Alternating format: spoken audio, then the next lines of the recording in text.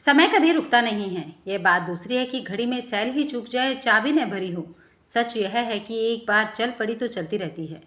सरकारी नौकरी भी तो घड़ी की तरह है। संगीता को कौन नहीं जानता। आस पड़ोस में उसकी चर्चा है, कैसे वह घर और नौकरी दोनों को एक साथ चला रही है। जब सर्दी के दिनों में लोग रजाई से बाहर झांकना पसंद नहीं करते, तब तक वह बच्चों को नाश्ता बनाकर स्कूल के लिए तैयार हो जाती है। सुबह 7 बजे उसे स्कूल पहुंचना होता है। घर से 5 मील दूरी पर स्कूल है। वह अपनी स्कूटी में शाम को ही पेट्रोल डलवा लेती है। 12 बजे स्कूल से आती है, तब तक बच्चों के घर लौटने का समय हो जाता है।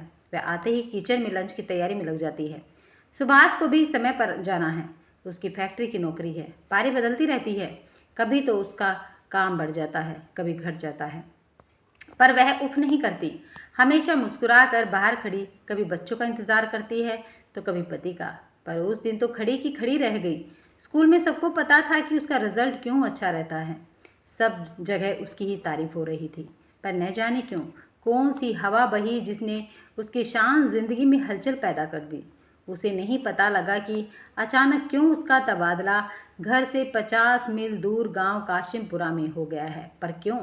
कहीं कोई उत्तर नहीं था। हाँ, यह बात ज़रूर थी कि इस बार उसके शिक्षक संघ के सम्मेलन में जितना चंदा मांगा गया था, उतना चंदा नहीं दिया था। देती कहाँ से? बच्चों के भी अभी उन्हीं कपड़े बनवाने थे। पति सुभाष को भी रात को फैक्ट्री जाना पड़ता है। हाँ, जिनके रिजल्ट भी अच्छे नहीं थे और जो कक्षा में कभी कभी जाते थे, वे आराम से थे। स्टाफ रूम में उसे देखकर बतियाते चेहरे और अधिक प्रमुदित थे।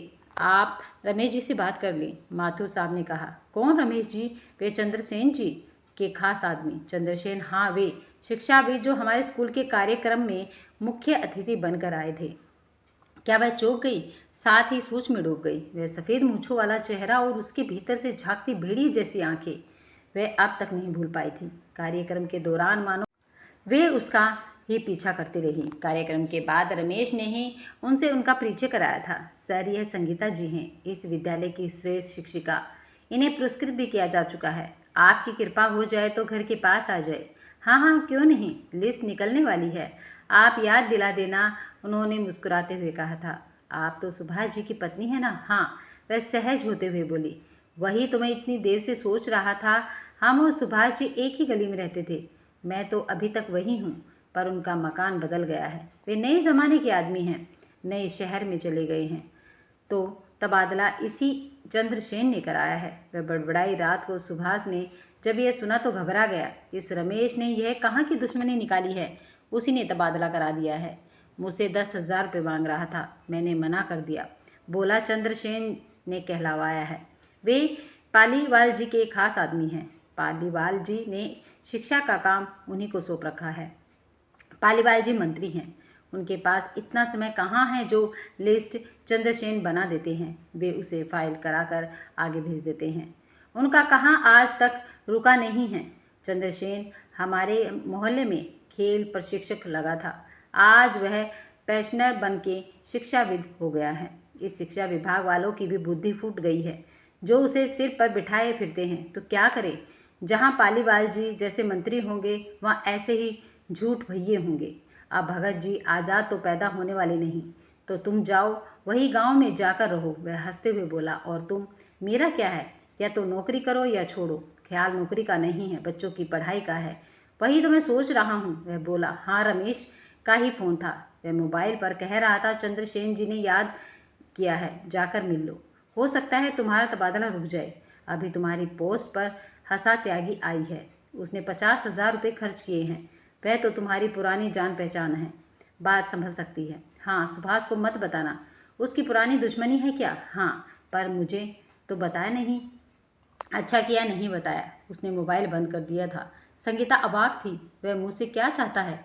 जब 50,000 में हंसा त्यागी को यहाँ लगाया गया है, तब वह इससे ज़्यादा कहाँ से देगी? वह तो 10,000 भी नहीं दे पाई थी। कह रहा था सुभाष को मत बताना। क्यों? घर आई तो रो उठी। क्या ज़माना आया है, पढ़ना कठिन है। एमए किया, बीएड की कोचिंग की, फिर बीएड किया, फिर लोक सेवा आयोग, कठिनाइयों से नौकरी मिली, फिर हर साल तबादले का डर, कहीं कोई देखने वाला नहीं है। माँ भी शिक्षिका थी, याद है, कि पूरी उम्र उसी स्कूल में ही रही थी। तब तबादले अच्छा रिजल्ट नहीं आने पर होते थे। पर अब पढ़ने पढ़ाने में नेताओं की रुचि नहीं है। न वे पढ़े लिखे हैं, न पढ़ाने वाले को चाहते हैं। कैसे हैं चंद्रसेन? शिक्षक संघ की बैठक में बतिया रहा है। इस बार महिलाओं को देखकर अपनी मूंछों पर बल लगा रहा था और शिक्षा अधिकारी उसके सामने भीगी बिल्ली बनी बैठे थे। उसी ने भाषण दिया था, शिक्षा में सुधार होना चाहिए, विद्यार्थी देश के निर्माता है। तब सामने बैठे लोग उसकी हर बात पर तालियां बजा रहे थे। पर क्यों? छोटे बच्चों की पढ़ाई न होती तो वह कभी की कासिमपुरा चली जाती। एक तो पब्लिक स्कूल की फीस, फिर दाखिला भी बड़ी मुश्किल से मिला था। उसने ही रात दिन कोशिश की थी, पर अब इसी ऊहापोह में पूरा दिन निकल गया था। शाम को ही रमेश का फ़ोन आया था। भाई साहब ने अभी तो हंसा त्यागी को रोक लिया है, तुम जाकर बात तो करके आओ, फिर मत कहना मैंने कोई मदद नहीं की है। रात भर वह सो नहीं पाई। सुभाष ने भी कहा, तुम इतना टेंशन मत लो, बीमार हो गई हो तो फिर सबका क्या होगा? देखता हूँ, मैं कहीं से रुपयों का जुगाड़ करता हूँ, दे आऊँगा। वह चुप रही। जब व्यवस्था में घुन लग गया है तब दरवाजे की चौखट कैसे बच पाएगी? सुबह वह उठी, बच्चों को स्कूल भेजा, खाना बनवाया, निश्चित हुई। सुभाष भी रात की पारी में आकर सो गया था। वह तैयार हुई। आज उसने अपने चेहरे को आईने में देखा। सुंदर सी चंदेरी की लाल साड़ी निकाल कर पहनी, चेहरे पर हल्का मेकअप किया, फिर आईने में अपने आप को देखा और पर्स उठाया। सुभाष के चेहरे में गई। वह अभी भी गहरी नींद में था। उसने उसे जगाया उचित नहीं समझा। दरवाज़ा बंद कर बाहर निकल गई। बाहर लीलाबाई काम कर रही थी। आज स्कूल नहीं गई भाभी? वह बोली, नहीं, आज यही काम है, तुम घर का ध्यान रखना।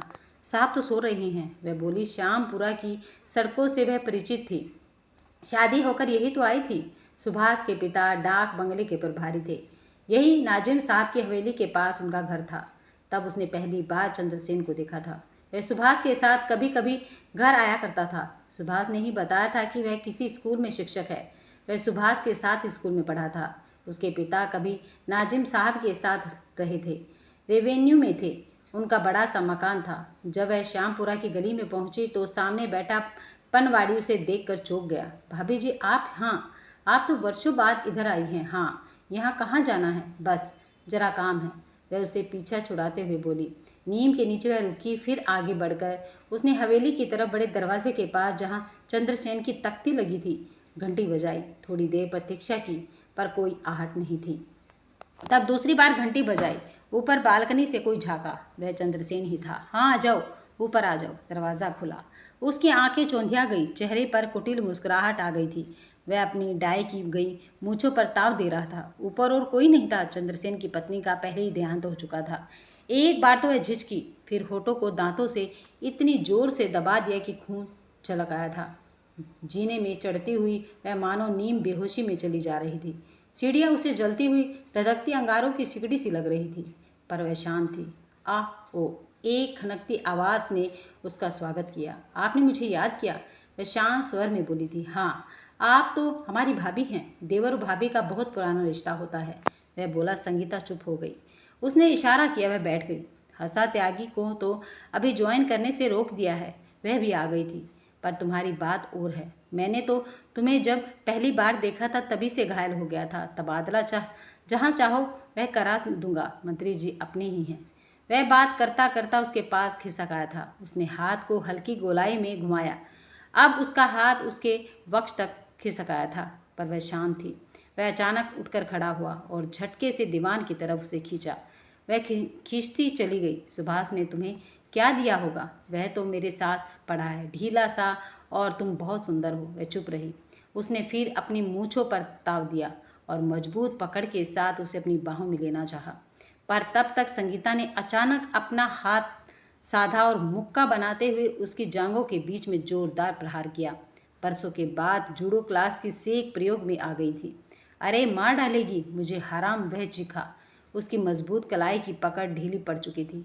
वह दीवान पर हक्का बक्का सा लेट गया था। उसका पौरुष बर्फ सा पिघल रहा था। उधर संगीता घायल शेरनी सी पूरी ताकत से अपनी दाएं टांग उठाकर उसकी दोनों जांघों के बीच प्रहार कर चुकी थी। तेज दर्द से वह चीख रहा था। उसकी आंखें लाल हो गई थी। उसने दीवान के नीचे रखा डंडा उठाना चाहा, पर संगीता की निगाहें तेज थी।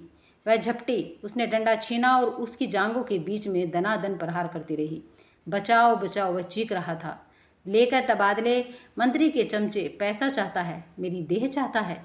तू साले कहीं का नहीं रहेगा, मैं यही रहूँगी, समझा? नहीं तो पूरे शहर में तेरा मुंह काला कर दूंगी। अभी तो अपना इलाज करा, महीनों डॉक्टर के यहाँ चक्कर लगाता फिरेगा। थू, उसने उसके चेहरे पर थूक दिया। तू मेरा देवर बना था, तूने ही कहा था, तभी छोड़ दिया, नहीं तो। चंद्रसेन दर्द से करहा रहा था। डर से उसकी आंखों में आंसू आ गए। वह अपने मोबाइल को तलाश करना चाह रहा था। जा, कुछ दिन आराम कर, पर याद रखना मैं यहीं रहूंगी, तेरी भाभी जो हूँ। और वह जीने से नीचे उतर आई। बाहर पेड़ के नीचे वही पान वाला खड़ा था। भाभी जी आप, वह कुछ कह पाता इससे पहले संगीता बोल पड़ी। जा, ऊपर चला जा, तेरे गुरुजी बीमार है, बहुत बीमार है, एम्बुलेंस बुला ले, तुरंत अस्पताल ले जा। पड़ी, जा ऊपर जा, तेरे गुरुजी बीमार है, बहुत बीमार है, एम्बुलेंस बुला ले, तुरंत अस्पताल ले जा। मैं तो उन्हें ही देखने आई थी, वे तुझे ही याद कर रहे हैं। सामने देखा जिस गली में वह पहले रहा करती थी। एक बूढ़ा सांड कूड़े कचरे पर बैठा वो जुगाली कर रहा था। चंद्रसेन की हवेली से बाहर निकलते समय संगीता के चेहरे पर डर नहीं बल्कि आत्मविश्वास साफ दिखाई दे रहा था। उसे समझ आ गया था कि अन्याय के सामने चुप रहना सबसे बड़ी कमजोरी है। अगले ही दिन उसने पूरे घटनाक्रम की लिखित शिकायत उच्च अधिकारियों को भेज दी। जांच शुरू हुई और धीरे धीरे चंद्रसेन के भ्रष्टाचार तथा महिलाओं के शोषण के कई मामले सामने आने लगे। कुछ ही समय में उसका प्रभाव खत्म हो गया और उसने कानून का सामना करना पड़ा। कुछ महीनों के बाद संगीता का तबादला निरस्त कर दिया गया। वह फिर अपने विद्यालय में बच्चों को उसी लगन से पढ़ाने लगी। आप लोग उसकी केवल मेहनत की नहीं बल्कि उसके साहस की भी मिसाल देने लगे। सच है, अन्याय चाहे कितना भी शक्तिशाली क्यों न हो, एक निडर आवाज़ उसे झुकाने की ताकत रखती है।